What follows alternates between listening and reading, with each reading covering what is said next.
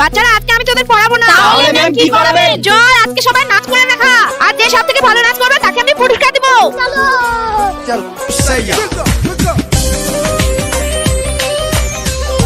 এই ঠিক আছে তুই যা এবার।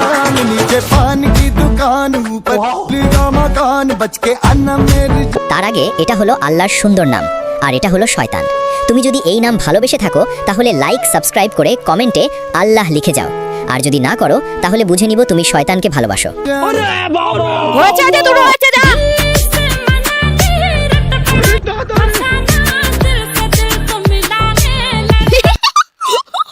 হয়েছে যা, তুই বড় হয়ে অনেক বড় ডান্সার হবি।